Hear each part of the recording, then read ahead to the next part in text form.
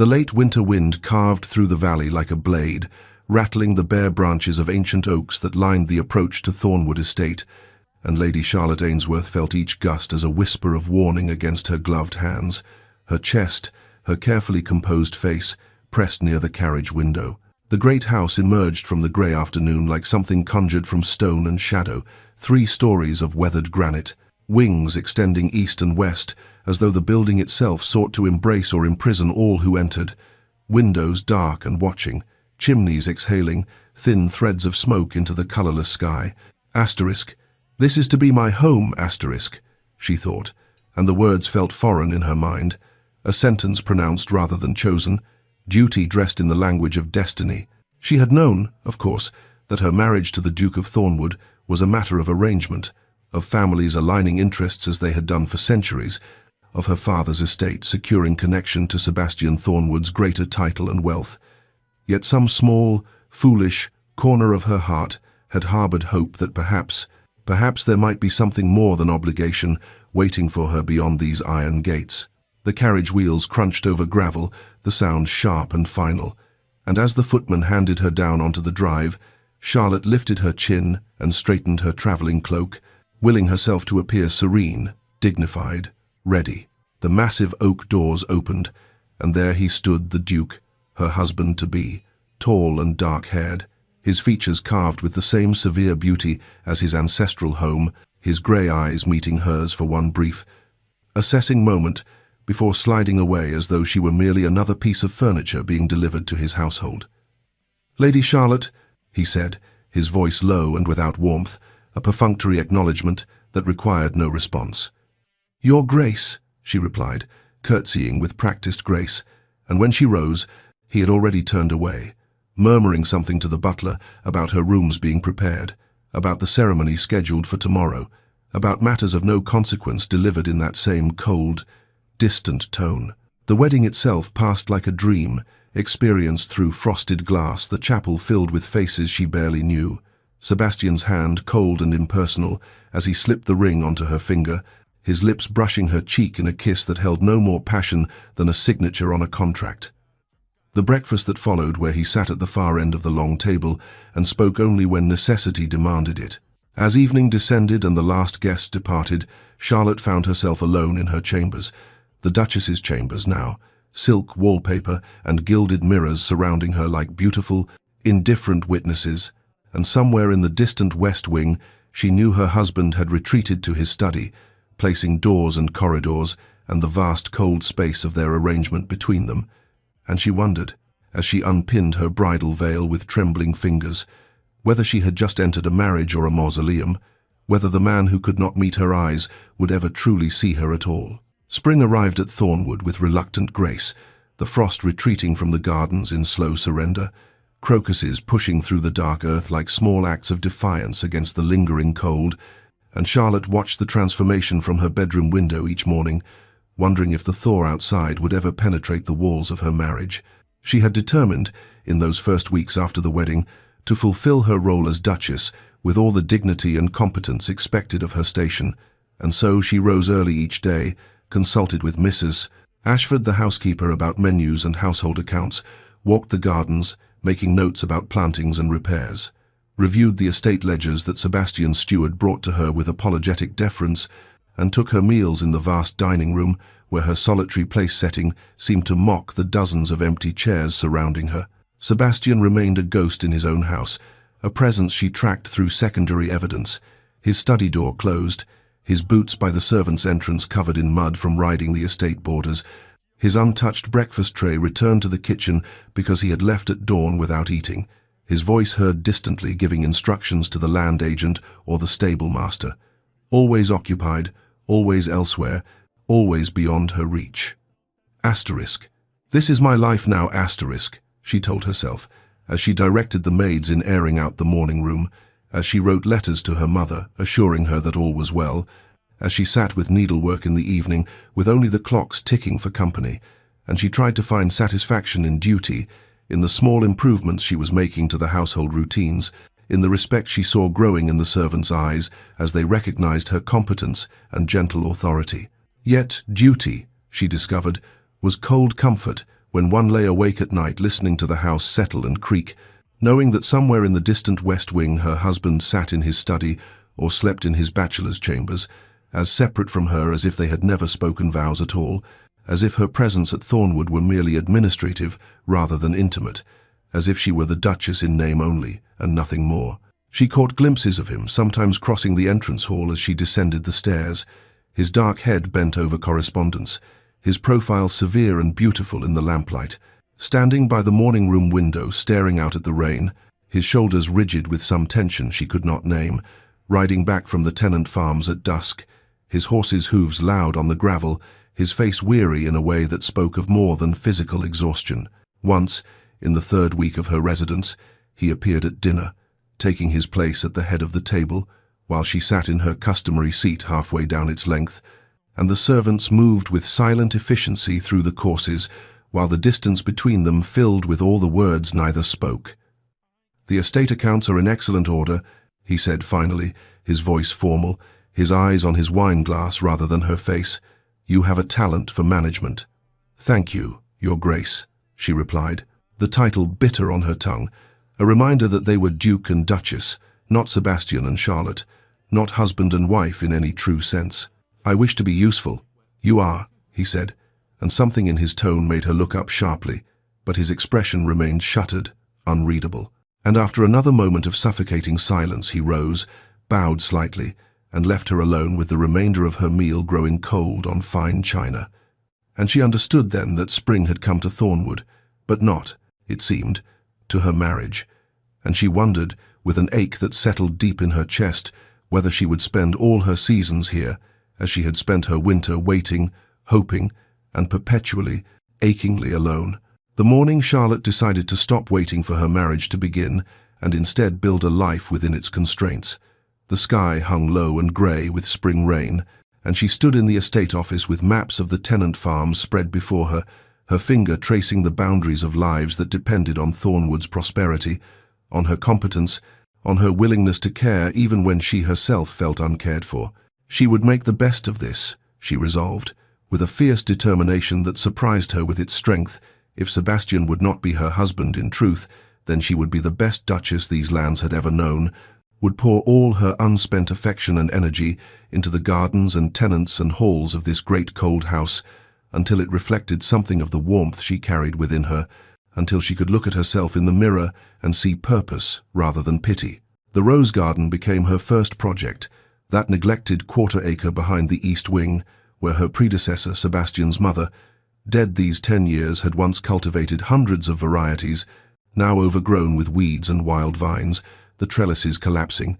and Charlotte spent her afternoons there with the head gardener, planning the restoration, ordering new plants from London, getting dirt under her fingernails as she helped clear the beds, finding in the physical labor a release for the restlessness that plagued her during the long, empty evenings. She visited the tenant families, riding out in the estate cart with baskets of provisions, learning their names and their children's names, sitting in their modest kitchens to hear their concerns about leaking roofs and sick livestock, taking notes in her careful script and ensuring that repairs were made, that the estate steward understood these were not requests but requirements. And slowly she saw surprise turn to respect, wariness turn to welcome, and she understood that even if she could not win her husband's attention, she could earn these people's loyalty, and perhaps that would be enough. Mrs. Ashford, the elderly housekeeper who had served at Thornwood for 40 years, became her unexpected confidant, the older woman's shrewd eyes seeing past Charlotte's composed facade to the loneliness beneath,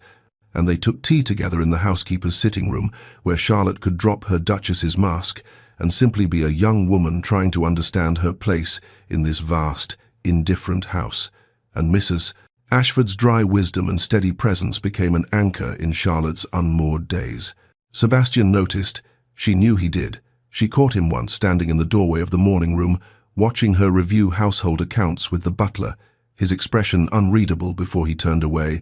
and another time she saw him at his study window, overlooking the rose garden, where she knelt in the dirt.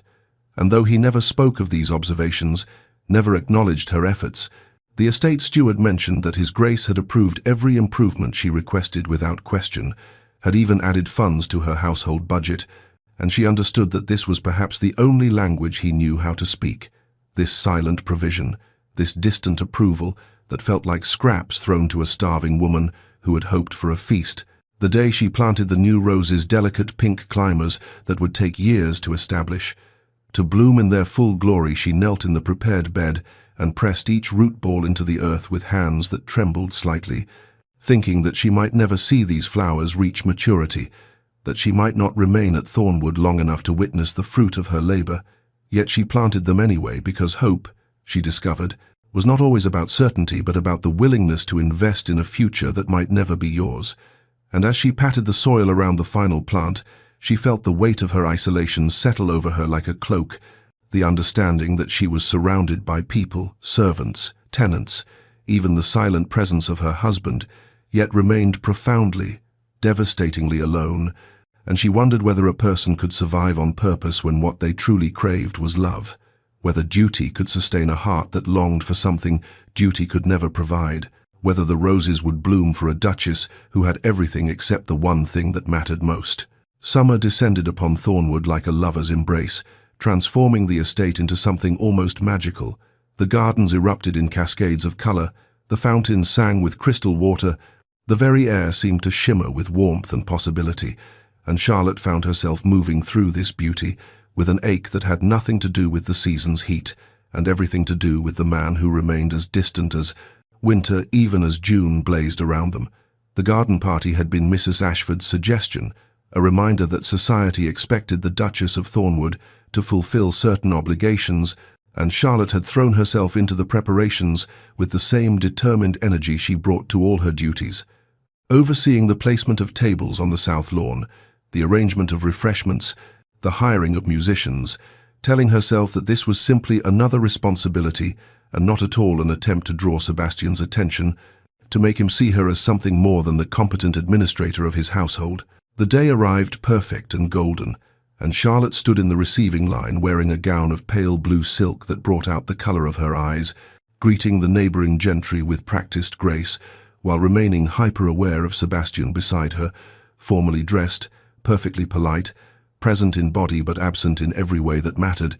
his hand touching hers only when protocol demanded it, his conversation limited to the bare minimum required by courtesy. She watched him move through the party like a figure in a painting, beautiful, unreachable, separate, and something in her chest twisted painfully at the sight of him, laughing at something Lord Pembridge said, at the ease he showed with everyone except her,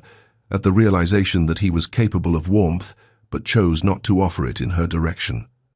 Mr. Edmund Hartley arrived late, a distant cousin of the Pembridge family whom Charlotte remembered vaguely from her London season, and he sought her out with flattering persistence, bringing her lemonade, commenting on the beauty of the gardens she had restored, asking about her roses with genuine interest,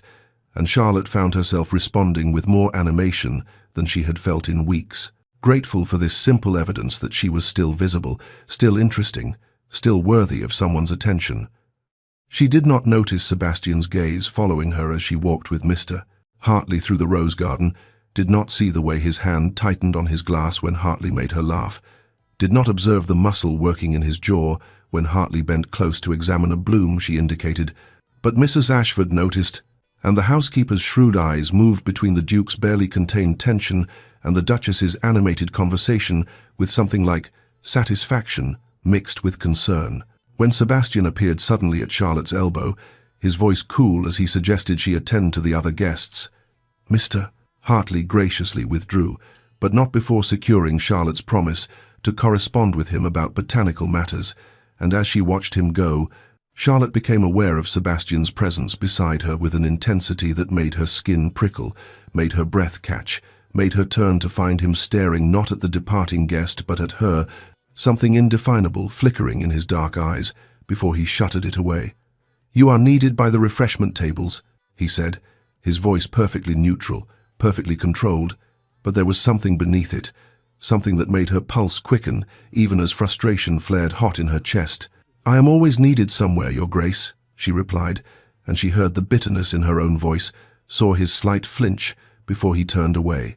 and as she moved back toward her duties, Charlotte felt the full weight of Summer's cruelty, surrounded by warmth and beauty and life. She remained frozen in a marriage as cold as January, and the terrible truth she had been avoiding crystallized in that moment with devastating clarity. She had fallen in love with her husband, had somehow given her heart to the man who barely acknowledged her existence, and the longing that filled her as she watched him disappear into the house was sharp enough to make her gasp, bright enough to illuminate just how desperately, hopelessly trapped she had become in loving someone who had made it abundantly clear he would never, could never, love her in return. The fever came with the summer storm, lightning splitting the sky as Charlotte's body burned with a heat that had nothing to do with the season, and she lay in her vast bed feeling small and frightened in a way she had not allowed herself to feel since arriving at Thornwood, her carefully constructed composure dissolved by delirium, calling out in her fever dreams for her mother, for home, for someone to hold her hand through the darkness that kept threatening to pull her under. The physician came and went with his useless bleedings and his grave pronouncements about humours and rest, and Mrs. Ashford stationed herself in the sick room with fierce maternal determination, pressing cool cloths to Charlotte's burning forehead, coaxing spoonfuls of broth past cracked lips,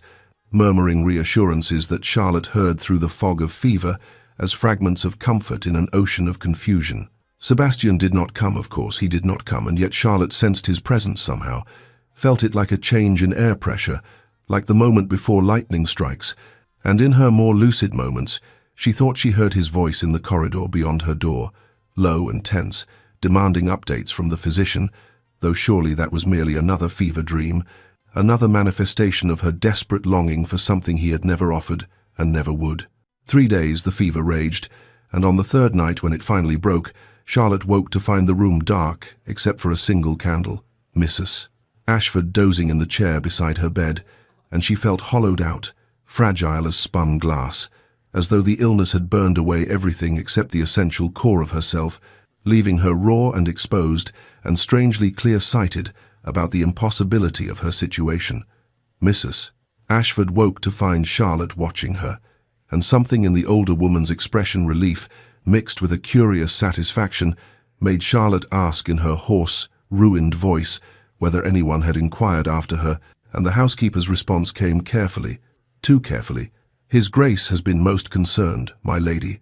and when Charlotte pressed, the truth emerged like water from a reluctant well. Sebastian had spent each night of her illness in the corridor outside her door, sleeping in a chair when exhaustion claimed him, refusing to leave his post, his face drawn with an anguish he never allowed Charlotte to see, and the housekeeper's revelation struck Charlotte with the force of a physical blow, because what kind of man maintained such distance, yet could not bring himself to leave her side in illness?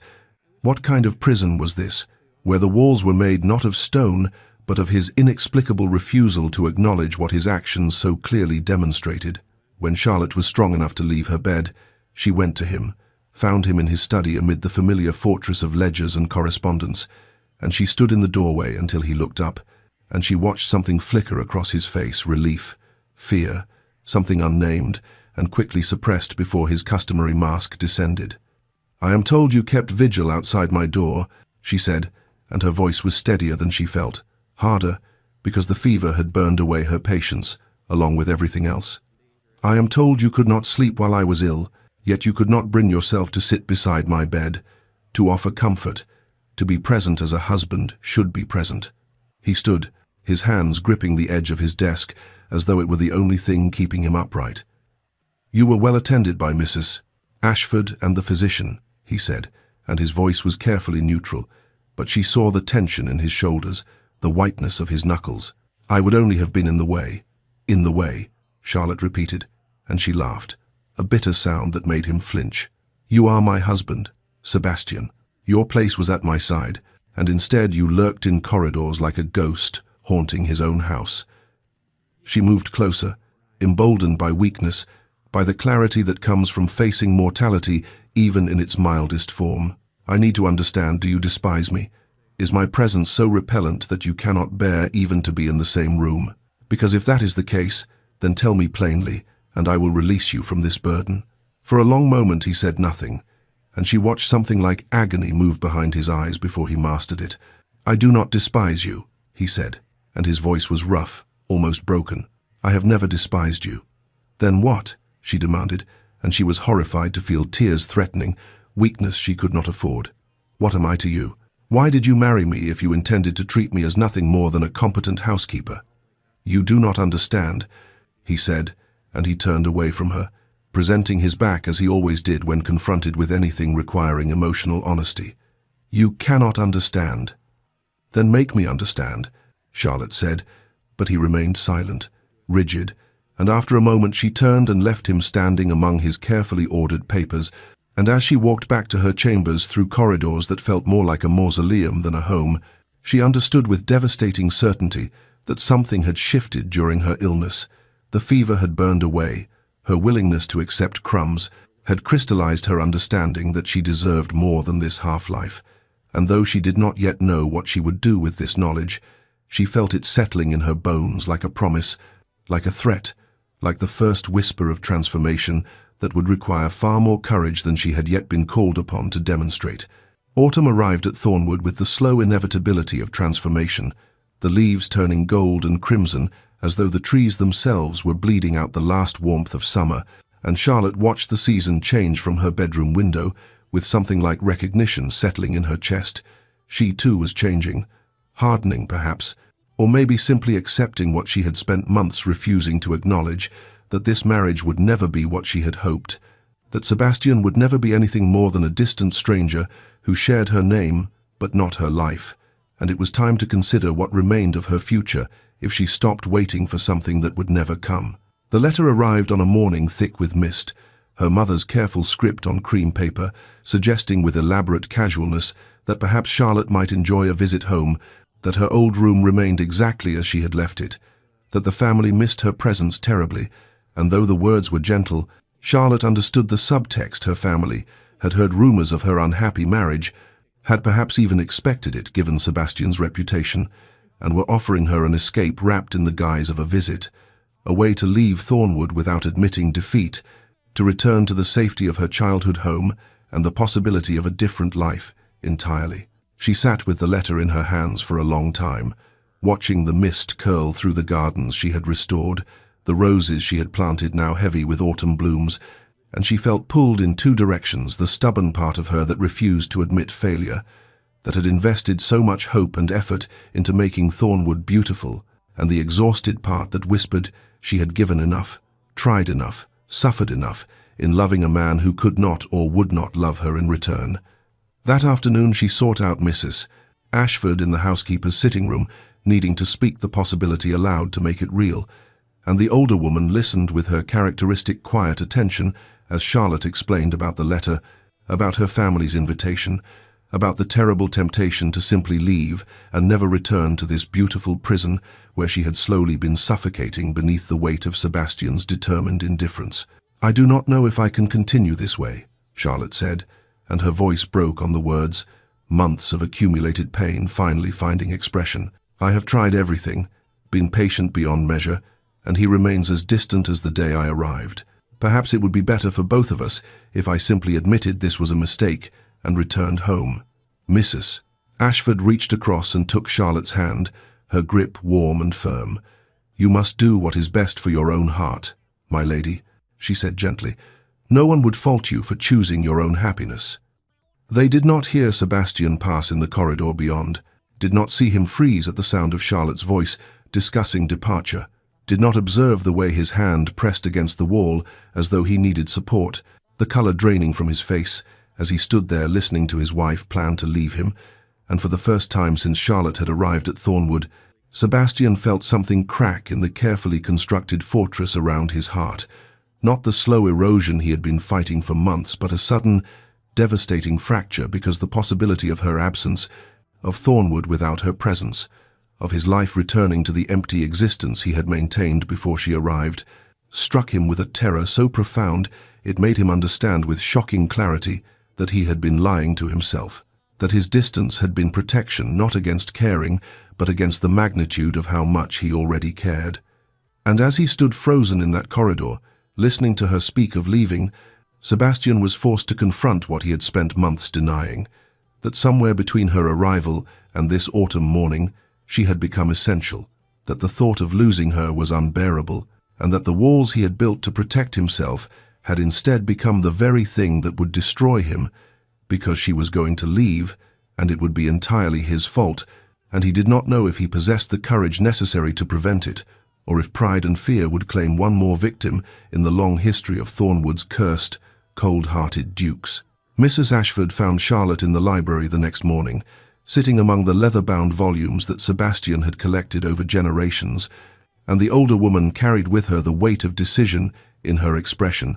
the look of someone who has spent a sleepless night wrestling with loyalty and conscience and has finally chosen a side. "There are things you should know, my lady," she said quietly, closing the door behind her with careful deliberation. "Things about His Grace that might help you understand why he is as he is, though understanding does not require forgiveness, and you must make your own choice about what you can bear." And so Charlotte learned what Sebastian had never told her, the history that had shaped him into the distant, damaged man who had married her while keeping his heart locked behind walls of his own construction. How there had been a woman, when Sebastian was 23, a beautiful, charming creature named Eleanor Fitzroy, who had seemed to love him with passionate intensity, who had spoken of forever and devotion, and how Sebastian, young enough to still believe in such things, had loved her with the wholehearted abandon of someone who had never yet been betrayed. Mrs. Ashford spoke of how Eleanor had accepted Sebastian's proposal, how the wedding had been planned, how Sebastian had walked through Thornwood making preparations with a joy the household had never witnessed before or since, and then how, 3 weeks before the wedding, he had discovered Eleanor in the garden folded into the embrace of another man, had learned that her affection had been performance, that she had been conducting an affair throughout their entire courtship, that she had intended to marry Sebastian for his title and fortune while maintaining her lover on the side. And the housekeeper's voice roughened as she described how something had broken in Sebastian that day, how he had withdrawn into himself, how the light had gone out of him and never fully returned. "But that was only part of the story, Mrs. Ashford continued, because Sebastian's wounds went deeper than romantic betrayal. His own parents' marriage had been a cautionary tale written in bitterness and regret, his father a cold, cruel man who had married Sebastian's mother for her dowry and then made her life a systematic misery, criticizing her, isolating her, until she had faded like a flower denied sunlight, dying when Sebastian was only 15, and the young Duke had watched his mother waste away in a marriage that was nothing more than a beautiful prison. He vowed he would never repeat his father's mistakes. Mrs. Ashford said, her hands twisting in her apron, vowed he would never marry, and when circumstances and duty forced him to seek a wife, he convinced himself that distance was kindness, that if he kept you at arm's length, he could not hurt you the way his father hurt his mother, could not become the monster he feared lived somewhere inside him. Charlotte sat very still, feeling the pieces of the puzzle rearranging themselves into a picture that was no less painful, but at least made terrible sense. Sebastian had not been indifferent but terrified, not cold but protecting her from what he believed he might become, and his cruelty had been a twisted form of care, the only kind he could allow himself to offer. "He watches you," Mrs. Ashford added softly, "when you walk in the gardens, when you sit at dinner, when you move through the house making everything beautiful. He watches you with such longing, my lady, such desperate hunger for something he believes he does not deserve, and he is slowly destroying himself trying to protect you from a danger that exists only in his damaged imagination." Charlotte felt tears sliding down her cheeks as understanding and anger warred within her, because she could see now the shape of Sebastian's prison, could understand the fear that drove him, but understanding did not erase the months of loneliness, did not heal the wounds his distance had inflicted, and she found herself caught between compassion for his pain and fury at his cowardice, because however damaged he might be, he had made her suffer for sins that were not her own, had punished them both for crimes committed by others, and she did not know if knowing his history changed anything at all, or if it simply made the tragedy more complete. Two people who might have loved each other kept apart by ghosts and fear and the terrible certainty that sometimes the walls we build to protect ourselves become the very thing that destroys us. The hunting party arrived at Thornwood on a crisp October morning, when the estate grounds blazed with autumn color, and Charlotte found herself thrust into the role she had been trained for since childhood, the gracious hostess presiding over a gathering of aristocrats who came as much to observe the famously cold Duke of Thornwood and his new Duchess as to pursue game through the forests, and she rose to the occasion with a poise that came from equal parts breeding and desperation, determined that whatever private misery defined her marriage, she would not give society the satisfaction of witnessing her failure. She wore amber silk that brought out the gold in her hair and stood in the entrance hall, welcoming guests with warmth that felt like armor. And she did not look at Sebastian standing beside her, did not acknowledge the way his presence made her skin prickle with awareness,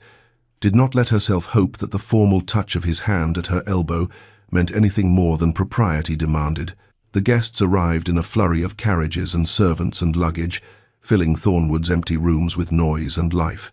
and Charlotte moved through the chaos with effortless efficiency, ensuring everyone was settled and comfortable, and she felt, rather than saw Sebastian watching her, felt his gaze following her movements with an intensity she did not understand and could not afford to interpret as anything other than a host's general oversight of his household. Among the guests was Lord Edmund Ashworth, a gentleman from Charlotte's past who had once paid court to her before her family had arranged the more advantageous match with Sebastian. And the moment Edmund stepped into the entrance hall, his face lit with unguarded pleasure at seeing her, and he took her hand with a familiarity that made something dangerous flash in Sebastian's carefully controlled expression. "Lady Charlotte," Edmund said warmly, "or I should say, Your Grace, how radiant you look, how well Thornwood clearly agrees with you," and his words were honey-sweet with affection that had apparently survived both rejection and her marriage to another man, and Charlotte felt herself responding to his kindness like a flower turning towards sunlight after months in shadow, because here was someone who looked at her with open admiration, who smiled at her without restraint, who treated her as though she were precious, rather than an obligation to be endured. The first evening's dinner was an elaborate affair with 20 guests seated along Thornwood's massive table, candlelight glittering off crystal and silver, and Charlotte presided from her end with grace, while Sebastian sat at his distant position, watching her charm their guests with conversation that flowed as easily as the wine. And she felt his attention, like a weight, looked up once to find him staring at her with an expression she could not read, something hungry and desperate and almost angry, before he turned to answer some question from the lady beside him and reached for his wine-glass with a hand that was not entirely steady. Edmund sat near Charlotte and kept her engaged in conversation throughout the meal, reminiscing about London seasons and mutual acquaintances, making her laugh with gentle wit, and she found herself grateful for his presence, for this reminder that she was capable of connection, that not every man found her company a burden to be avoided, and she did not notice how Sebastian's consumption of wine steadily increased as the evening progressed, how his responses to those around him became increasingly curt, how his knuckles whitened around the stem of his glass each time. Edmund leaned close to whisper something that made Charlotte smile. After dinner, the party moved to the drawing room for music and cards, and Edmund remained at Charlotte's side with the devotion of a man who had been given a second chance at proximity to something he had lost, and Sebastian stood by the window, ostensibly in conversation with other gentlemen, but actually watching his wife and her former suitor with barely contained tension that made Mrs. Ashford exchange worried glances with the butler, because everyone who knew Sebastian could see that something was building in him, some pressure increasing behind the dam of his legendary control, and the housekeeper recognized the signs of a man being pushed toward a breaking point he had spent months carefully avoiding, watching the woman he loved, though he had never admitted it, even to himself, receive from another man the warmth and attention he had been too afraid to offer. The evening air had grown cool enough that Charlotte wrapped her shawl more tightly around her shoulders as she stood in the garden with Edmund, who had followed her outside after she'd excused herself from the drawing-room's stifling atmosphere, needing air and space, and a moment away from Sebastian's burning gaze that had tracked her movements all evening with an intensity that made her skin flush and her heart race with emotions she could not afford to name. And Edmund was telling her some amusing story about a mutual acquaintance in London, his presence comfortable and undemanding, and she was laughing at his wit when she heard footsteps on the gravel path and looked up to find Sebastian approaching through the moonlight like an avenging angel, his face a mask of barely contained fury, his movements predatory and wrong, and before she could speak, He had positioned himself between her and Edmund with the territorial aggression of a man who had finally been pushed beyond the limits of his legendary control. "Lord Ashworth," Sebastian said, and his voice was silk over steel, dangerous and cold and thrumming with something violent underneath. "I believe you have monopolized my wife's attention quite sufficiently for one evening. Perhaps you might seek entertainment elsewhere." Edmund straightened, clearly taken aback by the hostility radiating from his host, and Charlotte felt anger spark hot in her chest because Sebastian had no right at all, to act the possessive husband when he had spent months treating her like an unwanted piece of furniture, and she stepped forward with her chin raised in challenge. "Lord Ashworth is my guest, Your Grace," she said coolly, "and he has been kind enough to provide the conversation and companionship that I apparently cannot expect from my own husband." Something flickered in Sebastian's eyes, pain or rage or both, and he turned to Edmund with a look that would have frozen fire. "Leave us," he commanded, no longer bothering with even the pretense of civility. "Leave us now, and if you value your continued welcome at Thornwood, you will keep your distance from the Duchess henceforth." Edmund looked to Charlotte uncertainly, clearly unwilling to abandon her but also aware that he was treading on dangerous ground, and she nodded slightly, releasing him from the awkward situation though her hands trembled with fury. And once Edmund had retreated toward the house with several backward glances, Charlotte rounded on Sebastian with all the rage and hurt and loneliness of the past months boiling over into something she could no longer contain. "How dare you?" she breathed, her voice shaking. "How dare you act the jealous husband when you have done everything in your power to make it clear that you want nothing to do with me, when you have avoided me, ignored me, treated me as though my presence in your home was an inconvenience to be endured rather than a marriage to be honored?" Sebastian's jaw clenched, a muscle jumping beneath his skin, and she could see him fighting for control, fighting to rebuild the walls that had cracked under the pressure of watching her with another man. "You are my wife," he said roughly, and the words sounded like they were being torn from somewhere deep inside him. "Mine, Charlotte, and I will not stand by while another man, then act as my husband," she interrupted, her voice rising, months of pain pouring out in a torrent she could no longer dam. "Be my husband, Sebastian. Be something other than a cold stranger who shares nothing but a name and a roof. Because I will not continue in this half-life where I am married but utterly alone,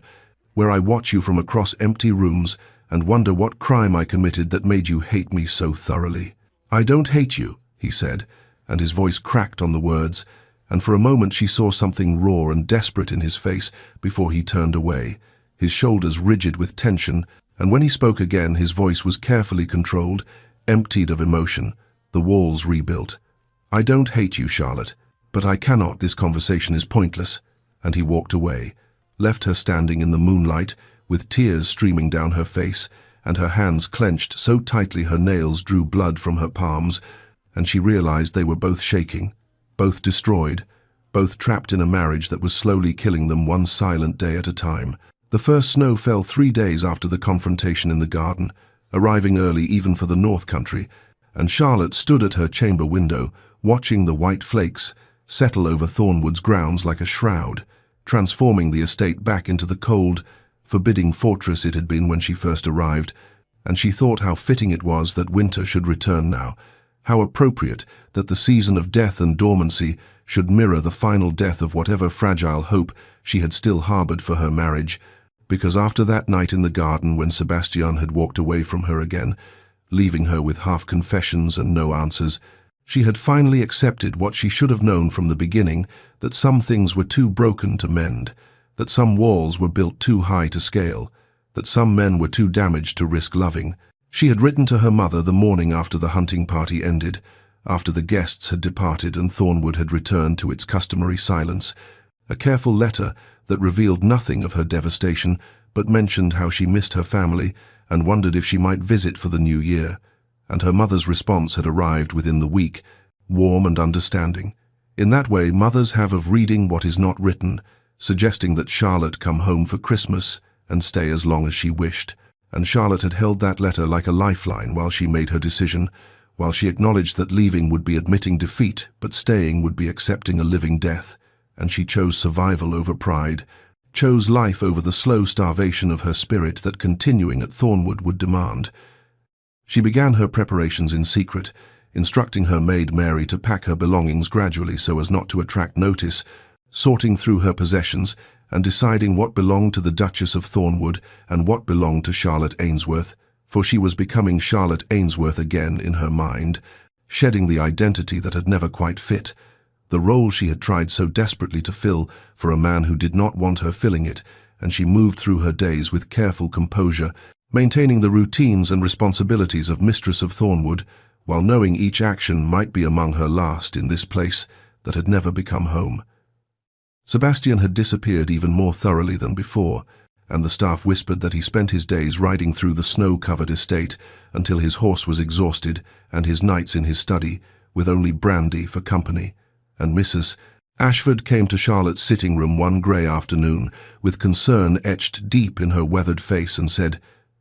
"Your Grace, the Duke is not well. He drinks too much and sleeps too little, and yesterday I found him standing outside your chamber door at 3 in the morning, just standing there as though he wanted to knock but could not make himself do it." And Charlotte felt her heart crack a little further, because even now, even knowing she was leaving, some foolish part of her wanted to go to him, to demand he let her in, to beat against the walls he had built until they crumbled, or she did. But she hardened herself against that impulse, against the compassion that had kept her trapped in hope for so many months, and she told Mrs. Ashford gently that the Duke's troubles were his own to resolve, that she could not continue to damage herself trying to reach someone who refused to be reached, and she saw the understanding and the sorrow in the housekeeper's eyes, saw that Mrs. Ashford knew she was preparing to leave, and could not argue against it, though it clearly broke her heart, because everyone at Thornwood had witnessed the slow dissolution of a marriage that had never been given a chance to begin, and they could not blame their mistress for finally choosing herself over the ghost of a relationship that existed only in the most technical sense. Charlotte set her departure for the day after Christmas, giving herself one final holiday at Thornwood, because tradition demanded the Duke and Duchess host the annual Christmas ball, and she would fulfill that final duty before she left, would play her role one last time with grace and dignity, would give Sebastian and society no cause to fault her behavior, even as she prepared to walk away from the gilded cage that her marriage had become. And at night she lay in her bed, listening to the wind howl around Thornwood's towers, and wondered if Sebastian was standing outside her door again, wondered if he felt even a fraction of the devastation that she carried like stones in her chest, wondered if when she was gone he would feel relief or regret, or simply nothing at all, the blessed absence of obligation finally restored. The ballroom at Thornwood blazed with 1,000 candles on the night of the Christmas ball, their light catching on garlands of evergreen and holly that draped the walls and transformed the usually austere space into something almost magical, and Charlotte stood at the top of the grand staircase in a gown of midnight blue silk that her mother had sent from London. The bodice embroidered with silver thread that caught the light like starlight on water, her dark hair swept up to expose the elegant line of her neck and the diamonds that had belonged to Sebastian's mother, glittering at her throat. A last performance of the role she had tried so hard to inhabit, a final gift to Thornwood before she left it forever. She descended the stairs with perfect grace, aware of the guests gathering below, aware of the musicians tuning their instruments, aware most of all of Sebastian standing near the hearth in his formal black evening clothes, looking like some dark prince from a fairy story, and when his eyes found her on the stairs, she saw him go absolutely still, saw something flare in his face that might have been anguish or longing or both, saw his hand tighten around the glass he held until she thought the crystal might shatter, and she forced herself to look away, to greet the guests with warmth and charm, to play the gracious Duchess one final time even as her heart felt like lead in her chest. The evening progressed with excruciating slowness, each moment stretching like honey, and Charlotte danced with elderly Lord Morrison and young Mr. Blackwood and cheerful Sir Peter, laughing at their jokes and maintaining her composure, while Sebastian watched from the edges of the room with an expression that grew darker as the hours passed, and she wondered what he was thinking, whether he knew she was leaving, whether he cared, or whether this was simply more of the possessive territorial instinct that had driven him to send Edmund away, the desire to keep what was his, even if he had no intention of valuing it. When Sebastian finally approached her as midnight neared, requesting the next dance with stiff formality. She could not refuse without causing a scene, and so she placed her gloved hand in his and allowed him to lead her onto the floor. And when the waltz began and his arm came around her waist, she felt the shock of contact after so many months of careful distance, felt the heat of his body through the layers of silk and wool, felt her own treacherous heart leap at his nearness, even as her mind remained firm in its resolution to leave. They moved through the dance in silence at first, their bodies remembering a synchronicity that their hearts had never achieved, and Charlotte kept her eyes fixed on his cravat rather than meeting his gaze, afraid of what she might see there, afraid of her own weakness, and his hand tightened almost imperceptibly at her waist, as though he could feel her slipping away and was trying to hold on, and when he finally spoke, his voice was rough with something that sounded almost like desperation. "You look beautiful tonight," he said quietly, the words for her alone beneath the swell of music. "You have always been beautiful, Charlotte, even when I pretended not to see it, even when I tried to convince myself that indifference was protection." And she did look up then, startled by the admission, and found his face closer than she had realized, found his eyes burning with an intensity that stole her breath, and for a moment she thought he might say more, might finally give her the words she had waited months to hear. But then the music ended, and he released her with visible reluctance, bowing formally as society demanded, and she curtsied and turned away before he could see the tears gathering in her eyes, and she made her excuses to the remaining guests and fled to her chambers, leaving Sebastian standing alone on the ballroom floor, looking after her like a man watching his salvation walk away. Sebastian stood alone in his study as the last carriages departed down Thornwood's Drive, their lanterns disappearing into the winter darkness like dying stars, and he moved to the sideboard with the deliberate care of a man who knew he was already half drunk and poured another measure of brandy anyway, watching the amber liquid catch the firelight and thinking that it glowed almost the same shade as Charlotte's eyes when she was angry, when she was alive with passion rather than dead with resignation. And God, the way she had looked tonight, descending those stairs like some celestial being, come to torment him with visions of what he could have had if he were a better man, a braver man, a man not so thoroughly ruined by the sins of his father and the scars of his own cowardice. He had seen it in her face during their dance, the finality, the goodbye written in every careful smile and polite word, and he had felt the distance between them like a physical thing even as he held her in his arms, had felt her slipping away with every turn of the waltz, and when she had fled the ballroom, he had wanted to follow, had taken 3 steps after her before pride and fear had frozen him in place once more, and now he stood in this damned study that had become his sanctuary and his prison, surrounded by ledgers and correspondence that meant nothing, absolutely nothing, compared to the woman sleeping or perhaps not sleeping 3 corridors away. Upstairs in her chamber, Charlotte sat at her writing desk with tears streaming down her face, penning a letter she had rewritten a dozen times already, trying to find words that would explain without accusation, that would grant understanding without blame, trying to make Sebastian comprehend that she was leaving not because she did not care, but because she cared too much, because loving someone who held himself so carefully apart was slowly killing something essential in her soul. And she wrote, "I cannot continue to live as a ghost in my own life, haunting the corridors of a house that has never been a home, married to a man who cannot bear to truly see me." And the ink blurred beneath her tears, but she pressed on, determined to leave him with honesty if nothing else, to gift him with the vulnerability he had never been willing to show her. The knock on Sebastian's study door came near midnight. Missus Ashford entering without waiting for permission, as was her privilege earned through 40 years of service to the Thornwood family, and she looked at him with such profound disappointment that he felt it like a lash, and she said quietly, "Your Grace, I have served your family since before you were born. I watched your father destroy your mother with his coldness and his cruelty, and I swore I would speak if I ever saw you walking the same path.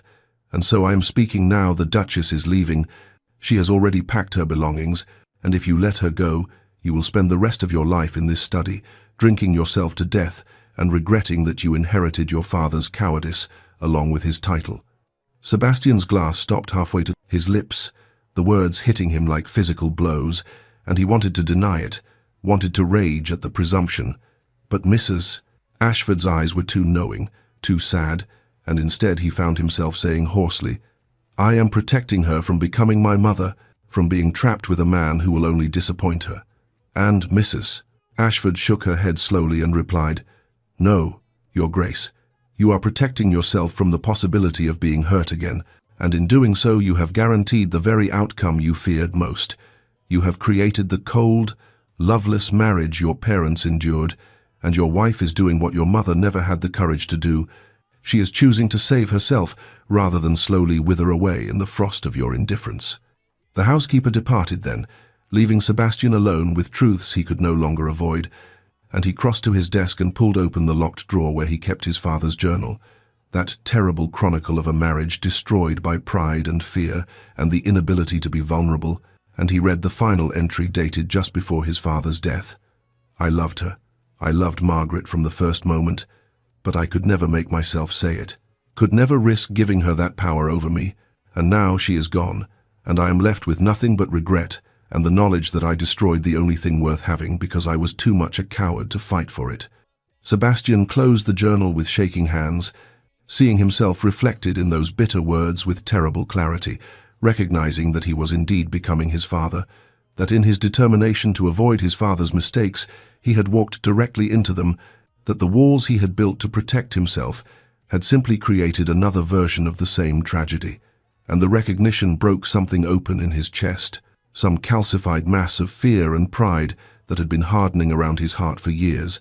and he thought of Charlotte upstairs writing her farewell, thought of losing her forever, thought of spending the next 40 years alone in this study with nothing but brandy and regret for company, and he knew, finally knew with absolute certainty, that he had to risk everything, had to make himself vulnerable, had to fight for her, even if fighting meant exposing every wounded, broken part of himself to possible rejection, because living without her was no longer an option he could endure. And somewhere in the depths of that long night, as the fire burned down to embers and the sky began to lighten toward a grey winter dawn,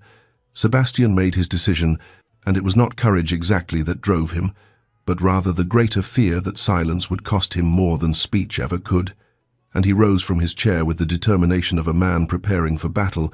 knowing that the war he needed to win was against himself, against every instinct that told him to protect and hide and keep his distance.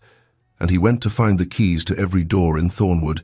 because if Charlotte would not stay willingly, if she had given up on him as he deserved, then he would lock every door between them and make her listen, would refuse to let her leave until he had finally told her the truth,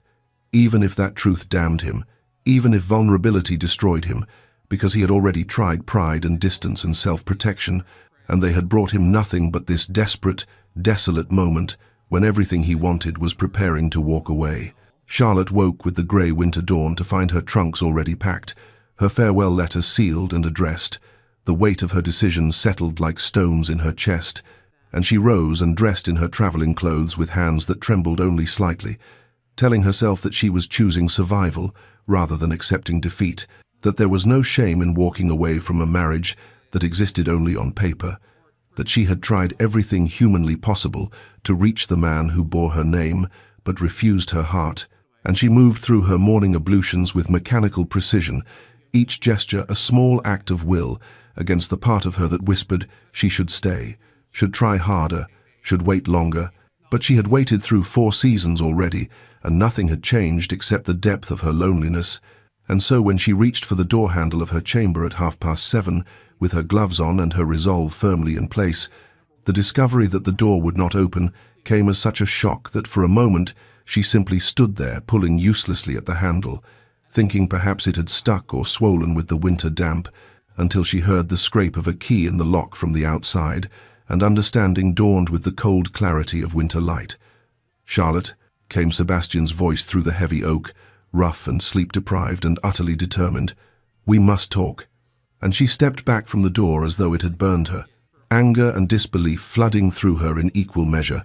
and she called out with all the fury of 9 months of patient suffering, "You have locked me in? You dare to imprison me in my own chamber?" And there was a long pause before he answered, his voice closer now as though he had pressed himself against the door. "I have locked every door in this wing, every exit, every passage, because you would not listen before and you will not stay willingly, and I will not, let you leave, without hearing what I have spent 9 months, being too much a coward to say, and Charlotte felt something dangerous rising in her chest, something that was part rage and part desperate hope and part sheer astonishment at the audacity of the man who had ignored her for 4 seasons, and now thought he could simply cage her into listening to whatever belated confession his conscience had produced in the small hours of the morning. She crossed to the door and struck it once with her open palm, the sound sharp and accusing in the quiet corridor, and she said with ice in her voice that masked the chaos underneath, "This is madness, Sebastian. This is the act of a desperate man, not a duke, not a husband, and if you had anything worth saying, you would not need to trap me to make me hear it." And she heard him make a sound that might have been a laugh or a sob, and he replied with brutal honesty, "You are absolutely right. It is madness. It is desperation.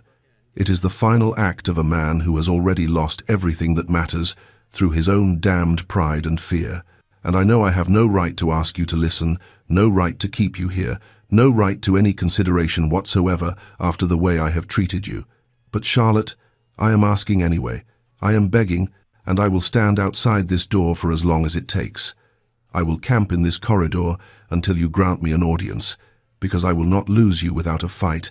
I will not let you walk away believing that I did not care, that I did not see you, that these 9 months of silence meant indifference rather than cowardice,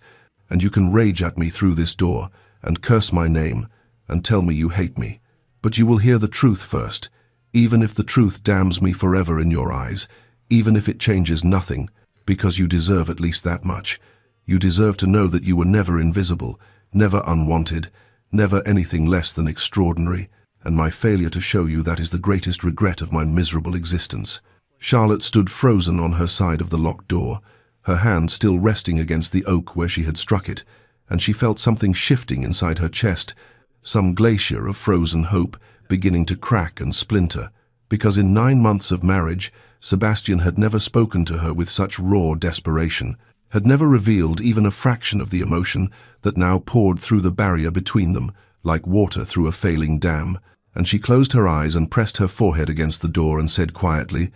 "Then speak, Sebastian. Say what you have locked me in here to hear." And there was a long moment of silence before his voice came again, rougher now, stripped of every aristocratic polish, and he said,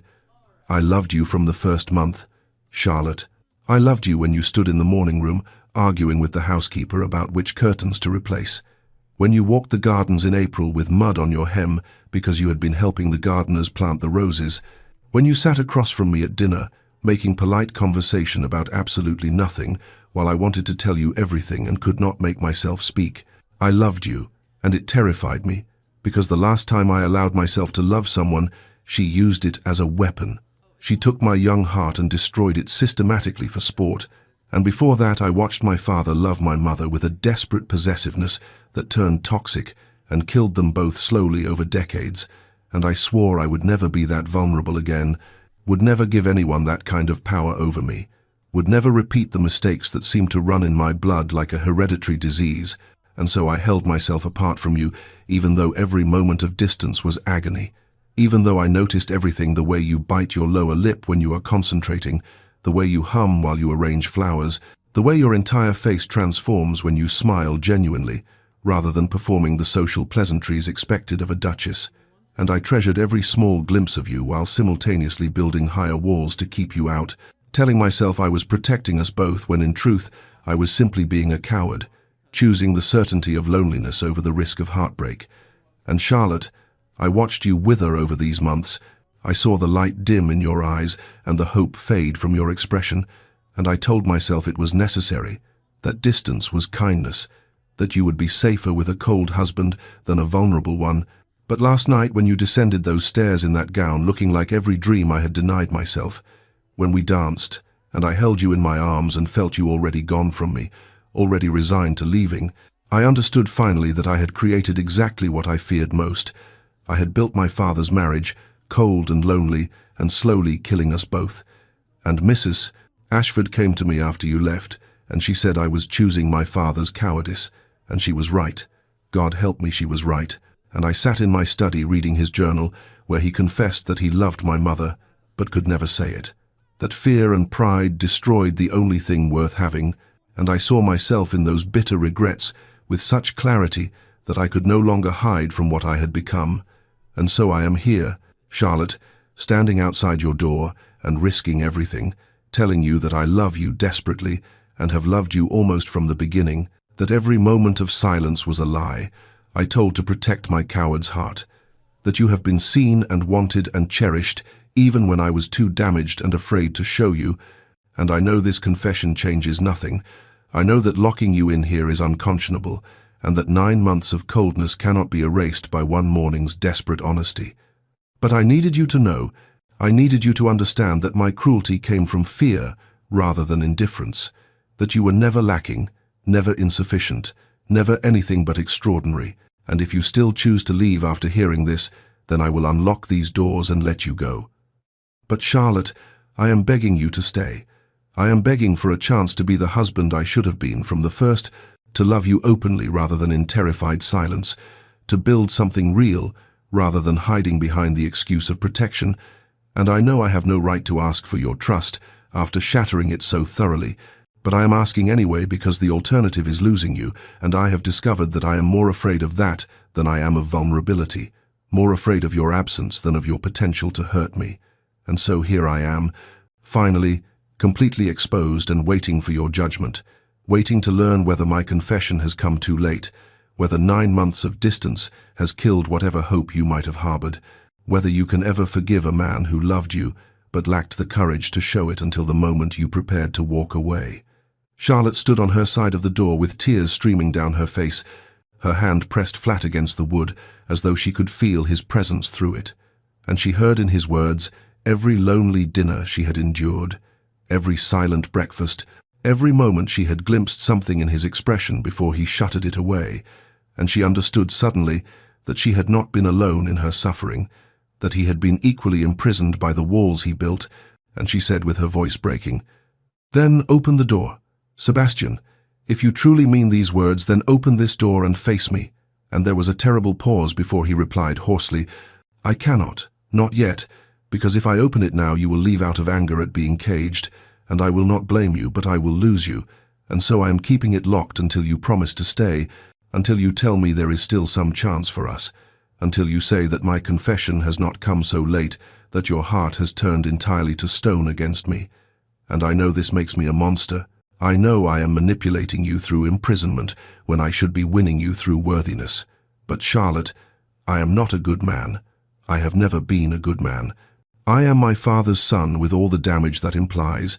and the only honest thing I can offer you is this desperate truth. I love you, and I will fight for you with whatever weapons I have, even if those weapons are dishonorable, even if history judges me a villain for locking you in this chamber, because I have already tried honor and distance and noble self-sacrifice, and they brought me nothing but this moment of loss, and I would rather be condemned for fighting than regret forever that I let you go without exhausting every possibility,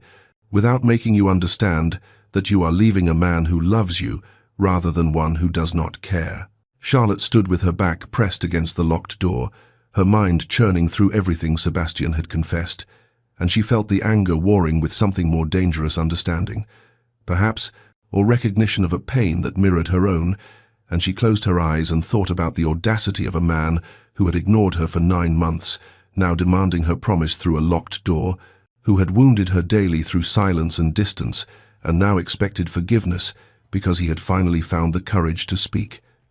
And the rational part of her mind insisted that this was manipulation, that a man who truly loved her would not cage her like a bird, to force her compliance, that she should refuse on principle and wait until he exhausted himself and unlocked the door in defeat. But even as she thought these things, she remembered the small moments she had treasured over the long months, the way she had sometimes caught him watching her when he thought she would not notice, the time she had found the book she mentioned wanting on her writing desk with no note attached, the morning after she had been ill when she discovered he had sat outside her door all night, though he never acknowledged it, the way his hands had trembled almost imperceptibly when they danced last night, as though touching her caused him physical pain, and she understood suddenly that she had not been alone in her suffering, that he had been equally imprisoned by the walls he built between them, perhaps more so because he had constructed those walls himself, knowing what they cost. She moved away from the door and crossed to the window where winter light fell pale across the floorboards, and she looked out at the frozen gardens where she had planted roses in the spring with hands that trembled with hope she barely admitted even to herself. And she thought about the woman who had arrived at Thornwood 9 months ago, expecting duty but secretly hoping for something more. And she acknowledged with brutal honesty that despite everything, despite the loneliness and the hurt and the slowly dying hope, she had fallen in love with the cold Duke who would not speak to her, had loved him for his dedication to his tenants and his unexpected kindness to the servants, and the loneliness she glimpsed in him that matched her own. And she had been preparing to leave, not because she did not love him, but because loving someone who would not love her back was slowly destroying her, and now he stood on the other side of that locked door, offering everything she had wanted. And she felt terrified, because wanting something and having it offered were entirely different matters, because hope deferred had made her heart cautious, because she did not know if she could survive being vulnerable with him, only to have him retreat again into his fortress of fear. "Sebastian," she said quietly, and she heard him shift on the other side of the door as though her voice had struck him physically. And she continued with her own voice stripped of pretense, "I have loved you for months. I loved you when you would not look at me across the dinner table, when you passed me in corridors as though I were a ghost, when you maintained such perfect distance that I began to question whether I was real or simply some invisible presence haunting Thornwood's halls, and I stayed through spring and summer and autumn, hoping that somehow I could reach you, that patience and persistence would eventually breach whatever walls you had built. But Sebastian, loving you was killing me. It was turning me into a shadow, and I was leaving not because I wanted to, but because I had to choose survival over hope. And now you offer me everything I wanted, when I have finally found the strength to walk away. And you ask me to trust that this transformation is real, that you will not wake tomorrow, and decide that vulnerability is too dangerous, and retreat back into silence. And how can I believe that? How can I risk my heart again when you have been so careful to reject it for 9 months? She heard him make a sound of anguish, and he said hoarsely, "You cannot be certain, Charlotte. I cannot promise that I will not struggle with fear, that there will not be moments when I want to retreat into old patterns, because I am my father's son, and this damage runs deep. But I can promise that I will fight those instincts, that I will choose vulnerability even when it terrifies me, that I will speak even when silence seems safer. And I know that promises from a man who has broken every unspoken vow of marriage mean nothing, but I am offering them anyway because they are all I have. And Charlotte, if you promise to stay, I promise to spend every day earning that trust, proving that this morning's confession is not momentary desperation but permanent transformation. And perhaps it will take months or years before you believe me fully. But I will wait, I will work, I will love you openly and honestly until you either accept that it is real or decide that the risk is too great, and I will accept whatever timeline you need, because having you present but cautious is infinitely preferable to losing you entirely." Charlotte pressed her hand flat against the door again and whispered, "I promise, Sebastian, I promise to stay, not because I trust completely, but because I love you enough to try, because I recognize in your desperate confession the same fear and longing that has haunted me, because I understand that sometimes the bravest thing we can do is risk our hearts even when the outcome is uncertain." And she heard the key turn in the lock with a sound like a held breath, releasing. The door opened slowly, as though Sebastian feared what he would find on the other side, and when Charlotte saw him standing in the corridor, she understood immediately that he had not slept, that he had perhaps not slept in days, because his face was haggard with exhaustion, and stubble shadowed his jaw, and his cravat hung loose and wrinkled as though he had clutched at it repeatedly, and his eyes, those grey eyes that had been so carefully shuttered for 9 months, were red-rimmed and raw, with an emotion so naked that she felt her breath catch in her throat, and for a long moment they simply stared at each other across the threshold that had separated them physically for less than an hour, but emotionally for their entire marriage. And Charlotte knew that her own face bore similar evidence of the night's devastation, that her eyes were swollen from crying, and her hair had come partially loose from its pins, and the morning dress she had put on for traveling was already wrinkled from where she had pressed herself against the door, and there was something terrifying and exhilarating about being seen so completely without artifice or protection, about standing before each other stripped of every social grace and aristocratic composure.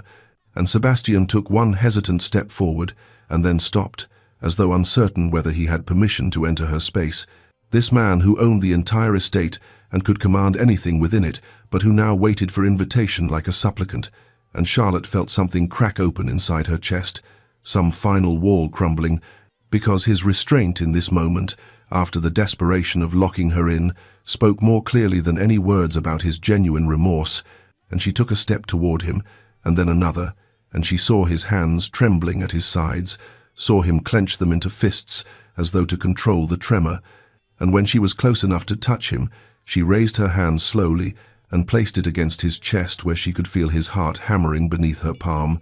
And he made a sound somewhere between a gasp and a sob and covered her hand with his own. And his fingers were cold, despite the warmth of the corridor, and she realized that he had been standing outside her door for hours, that he had perhaps stood there all night waiting for her response. And she said quietly, "I am still angry with you, Sebastian. I want you to understand that I am furious that you locked me in, that you manipulated me when you should have trusted me, that you made me feel powerless when I had finally found the strength to choose myself." And he nodded immediately and said hoarsely, "I know. You have every right to your anger. I will accept whatever rage you need to express because I deserve it." And she continued, "But I also understand why you did it. I understand the desperation that drives someone to unconscionable actions when they are losing everything that matters. And Sebastian, I need you to promise me something." And he said immediately, "Anything." And she said, "Promise me that you will never lock me in again, that no matter how afraid you become, you will face me openly rather than caging me. Because I cannot build a life with someone who traps me when he is frightened, even if I understand the fear." And he raised his free hand slowly, as though asking permission. And when she did not flinch away, he cupped her face with a gentleness that belied the size and strength of his hand. And he said, "I promise, Charlotte, I swear on whatever honor I have left that I will never imprison you again, that I will fight my fears with honesty rather than control."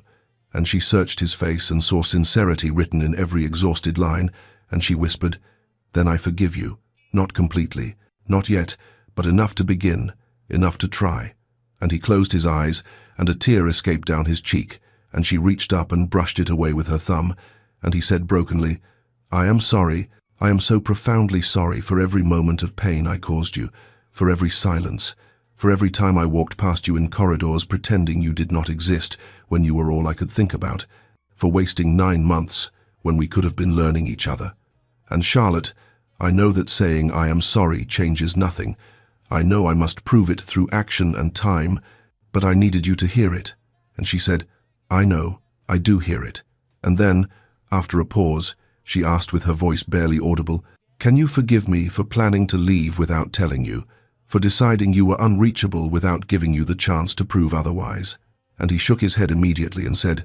"There is nothing to forgive. You were protecting yourself from further hurt. You were choosing survival. And Charlotte, I would have done the same in your position. Any rational person would have left me months ago." And she smiled slightly through her tears and said,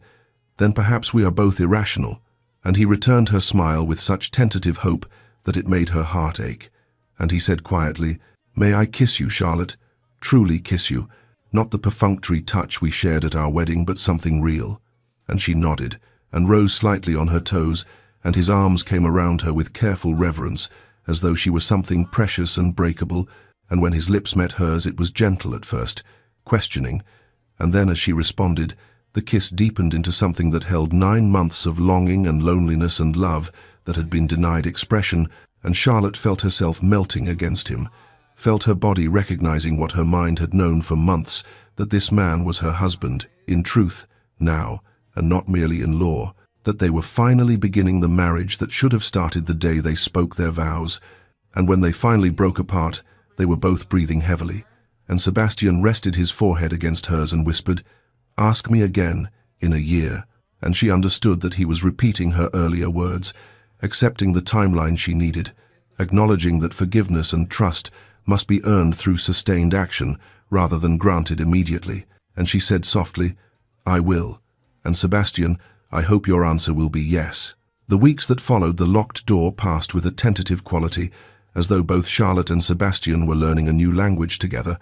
one built on honesty rather than silence, on presence rather than distance. and the winter that had seemed so cruel and endless began to soften almost imperceptibly as January gave way to February, and the first hints of spring touched the frozen grounds of Thornwood,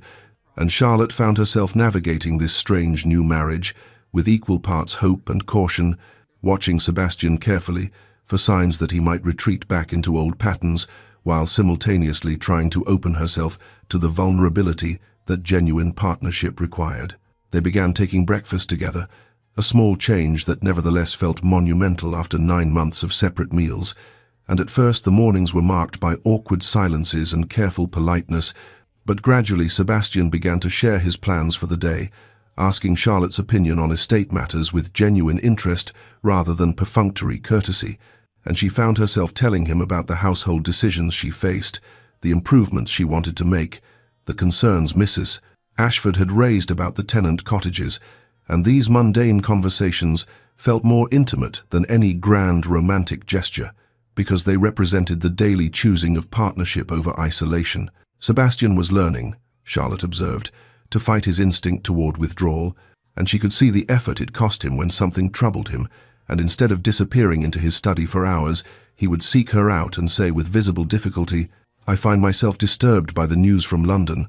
or "I am worried about the Northfields," and she understood that each of these small offerings was an act of courage, a deliberate choice to share his internal landscape rather than guard it jealously, and she reciprocated by being honest about her own struggles, telling him when she felt uncertain about her role as Duchess, when she missed her family, when something he said or did triggered the remembered pain of those 9 months of silence,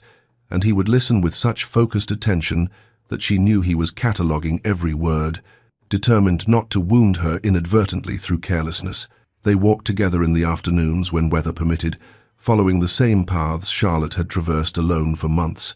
But now Sebastian pointed out features of the estate she had not noticed, telling her stories about his childhood, about the tree he had climbed and fallen from, about the stream where he had learned to fish, about his mother who had loved Thornwood with a fierce devotion that her unhappy marriage could not diminish. And Charlotte saw how these revelations cost him, how he was systematically dismantling the fortress he had built around his past, offering her pieces of himself like gifts, and she treasured each one, storing them carefully in her heart,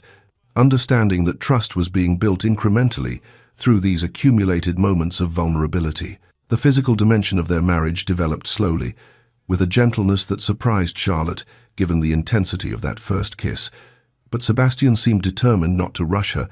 and their progression from tentative touches to deeper intimacy felt natural and earned. Each step forward marked by wordless questions and permissions, and Charlotte found herself grateful for his patience, even as her own desire grew, because she needed to know that he wanted her not just physically, but wholly, that this new connection encompassed every dimension of partnership. And when they finally came together fully, it was on a night in late February, when snow fell softly against the windows, and Sebastian had built a fire in her chamber, and they had been talking for hours about nothing and everything, and afterwards, as she lay in his arms, listening to his heartbeat steady beneath her ear, she thought about how different this tenderness was from the cold formality of their wedding night, how transformation was possible even when it seemed impossible, how patient hope could be rewarded beyond measure. As March arrived and the first green shoots appeared in the frozen gardens, Charlotte stood at her window one morning and watched Sebastian directing the groundskeeper about preparations for spring planting, and she saw him gesture toward the plot where she had planted roses the previous year, saw him giving careful instructions about their care, and she understood that he was tending not just flowers, but the hope she had planted when hope seemed futile. And when he looked up and caught her watching, he smiled, that genuine, unguarded smile she had seen so rarely, and she smiled back and thought about how far they had traveled from that terrible morning when he had locked her door, and she knew they had farther yet to go. That building trust would take more than weeks or even months. But standing there in the growing light of early spring, she felt something she had not felt in a long time. She felt certain that they would make it, that this fragile new beginning would strengthen into something lasting and true. Spring returned to Thornwood on the exact anniversary of Charlotte's arrival, and she stood in the garden on that morning in late March, watching the roses she had planted a year earlier bloom in a riot of pink and cream, their petals unfurling in the warm sunlight as though celebrating their own resurrection, and she thought about how impossible this moment would have seemed during those dark months when she had knelt in the dirt, planting hope she did not truly believe would flourish. And Sebastian found her there among the flowers with tears on her cheeks, and he came to her immediately with concern written across his face, and she smiled and said, "They bloomed. Sebastian, they actually bloomed." And he pulled her close and said quietly, "Of course they did. You planted them with such care. How could they do anything but thrive?" And she leaned against him, thinking about all the things that had bloomed in the past year, not just roses, but trust and intimacy and love that had been given space and patience to grow, and Thornwood itself had transformed from the cold fortress she had entered 12 months ago into something that finally felt like home, because Sebastian had systematically opened all the rooms that had been closed, had brought light and warmth into spaces that had been dark and shuttered, had filled the halls with music and laughter instead of silence, and the servants moved through the estate with lighter steps now, and Mrs. Ashford had confided to Charlotte just last week that she had not seen the Duke so happy since he was a boy, and Charlotte treasured that observation because she could see the truth of it in Sebastian's face, in the way he smiled readily now, in the way he reached for her hand without thinking, in the way he had learned to be present in his own life rather than hiding from it. That afternoon they walked together through the grounds, as had become their custom, and Sebastian showed her his plans for expanding the gardens, for creating a maze near the south lawn, for building a small pavilion where they might take tea in summer, and Charlotte listened to his enthusiasm and felt her own growing excitement about these projects, about building a future together rather than merely enduring a present, and she thought about the secret she had been carrying for 3 weeks, the knowledge that had filled her with equal parts joy and terror, and she knew she needed to tell him, but the words felt enormous and world-changing. And finally, as they stood beside the fountain at the garden center, she said, "Sebastian, I have something to tell you, and I am not entirely certain how you will receive it." And he turned to her immediately with concern and said, "Charlotte, you know you can tell me anything. Whatever it is, we will face it together." And she took his hands in hers and said simply, "I am with child, Sebastian. We are going to have a baby." And she watched his face cycle through shock and disbelief, and then a joy so pure and unguarded that it made her breath catch. And then, just as quickly, she saw fear cloud his expression, saw his hands begin to tremble in hers, and he said hoarsely, "A child. We are truly, Charlotte. I am terrified." And she squeezed his hands and said, "I know, so am I. But we will learn together. We will be better than what we came from." And he pulled her into his arms and held her as though she were infinitely precious and infinitely fragile. And he said against her hair, "My father was cruel, and my mother was broken by her marriage, and I have no model for how to be a good parent. What if I fail our child the way I nearly failed you?" And Charlotte drew back enough to look into his face and said firmly, "You will not fail, because you are aware of the dangers, because you have learned to face your fears instead of running from them, because, Sebastian, you have spent this entire year proving that you can change, that you can choose love over fear, and our child will know a father who is present and engaged and honest, a father who makes mistakes but acknowledges them, who is human rather than distant and perfect." And she saw tears in his eyes, and he said,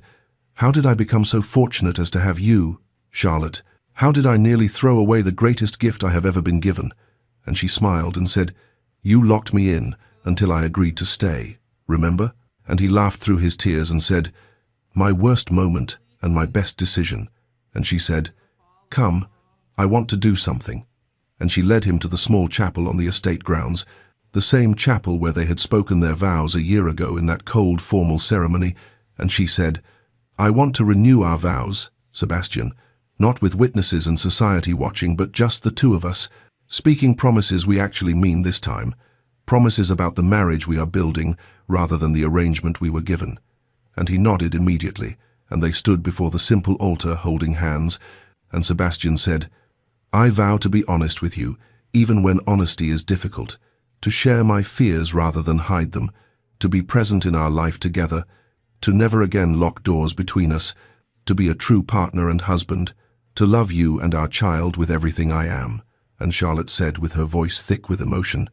"I vow to have patience with your struggles, to tell you when I am hurt rather than suffer in silence, to build this life alongside you as an equal, to trust in your transformation, to love you through difficulties and joys, to be honest and present and true. And they sealed these new vows with a kiss that felt more binding than any words spoken a year ago.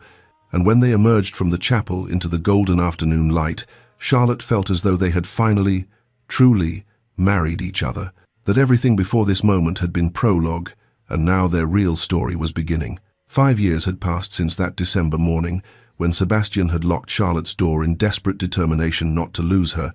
and Thornwood had transformed so completely that visitors who remembered its former coldness barely recognized the estate that now thrived under the care of its Duke and Duchess. And on this particular afternoon in late spring, Charlotte stood in the rose garden watching her 3 children play among the flowers that had multiplied and spread until they covered entire sections of the grounds in cascades of pink and cream and deep crimson, and her eldest daughter Amelia, who was 4 years old and possessed her father's dark hair and serious grey eyes, was showing her younger brother Thomas how to smell the roses without getting pricked by thorns, while baby Catherine slept peacefully in her pram beneath the shade of an old oak tree,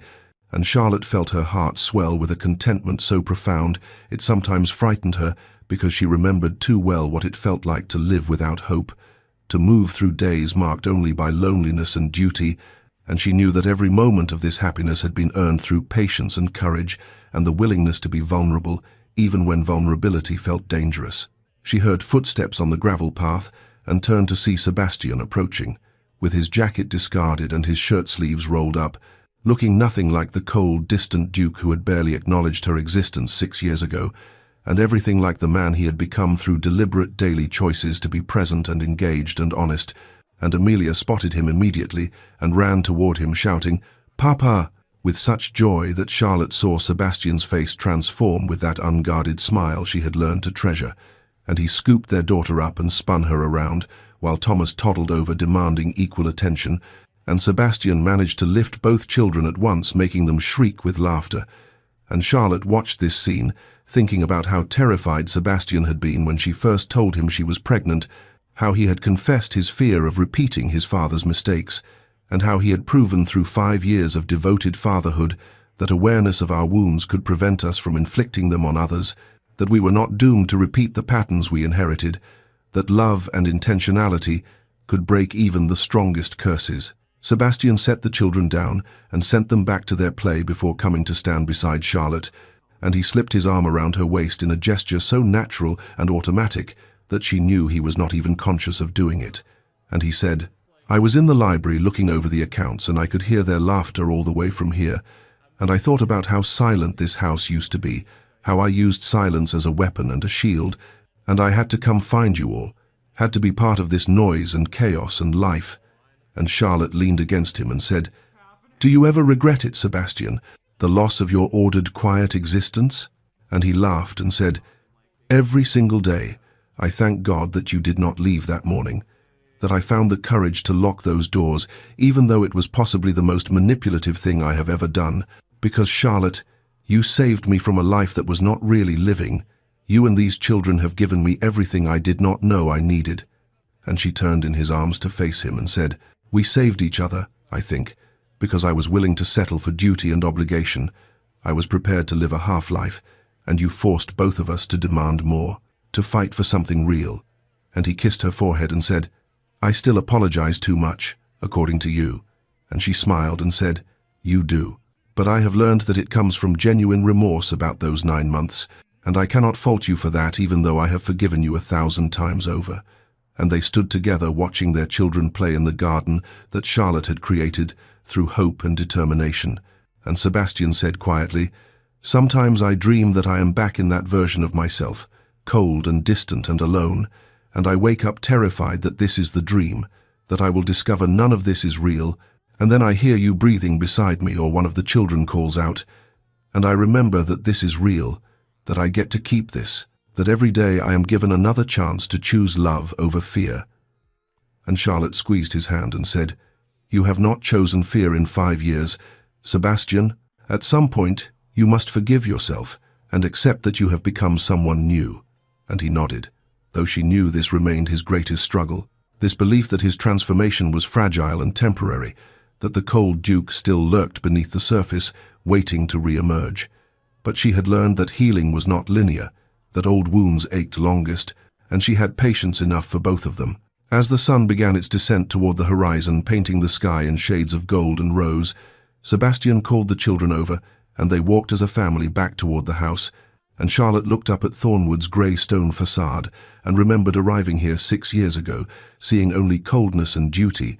and now those same stones seemed warm and welcoming, because she had learned that houses like hearts could be transformed by those willing to bring light into dark spaces, by those brave enough to plant hope even when hope seemed futile, by those strong enough to unlock doors that fear had sealed shut.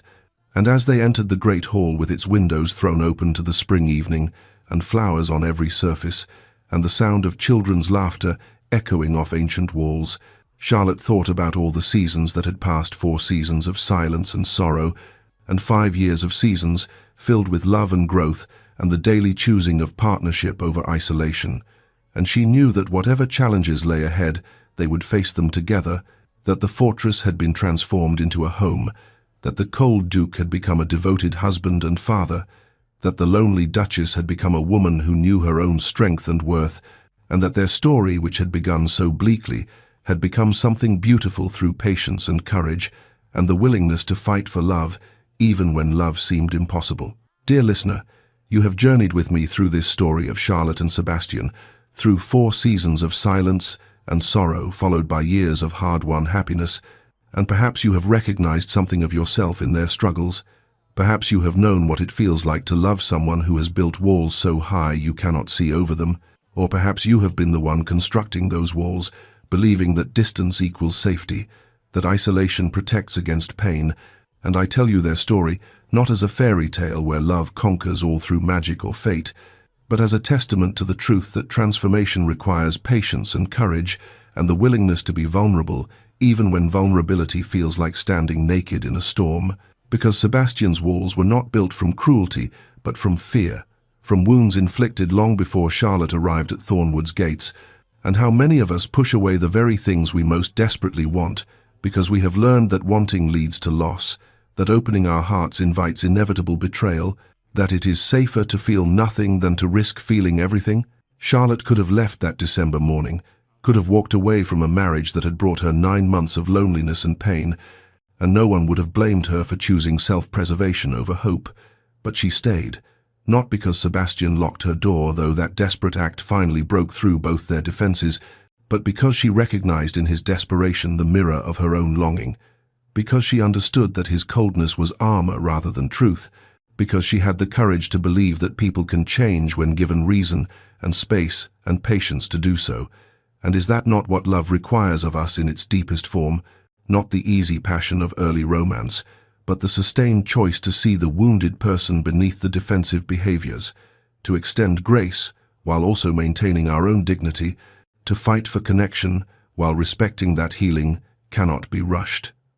Their story teaches us that locked doors sometimes need to be opened from both sides simultaneously, that the person who has barricaded themselves in their fortress of fear cannot emerge until they trust that someone will be waiting on the other side, but also that we cannot wait forever in empty hallways, hoping that doors will open through our patience alone, that sometimes love requires dramatic gestures and honest confessions, and the willingness to risk rejection in pursuit of genuine connection. And yes, Sebastian's choice to lock Charlotte's door was manipulation born of desperation, but it was also the first truly honest thing he had done in their marriage, the first moment when he allowed his actions to reveal his feelings rather than concealing them behind propriety and distance, and that honesty, flawed and desperate as it was, created the opening through which real communication could finally flow. So I say to you, who perhaps love someone with walls, be patient but not passive, be understanding but not diminishing of your own needs. Know that you cannot fix another person's wounds, but you can create space for them to heal. And know also when it is time to walk away, because not every locked door will open, no matter how long you wait. And that wisdom, that knowing when to stay and when to go, comes not from formulas or rules, but from listening to your own heart and honoring your own worth. And I say to you who perhaps have built walls around your own heart, know that those barriers you constructed to protect yourself have become a prison. that the isolation you chose as safety has transformed into suffering, that vulnerability is not weakness but the greatest courage, and that on the other side of your fear waits the possibility of connection and joy and love that makes the risk worthwhile. And yes, you may be hurt again, because love always carries that possibility,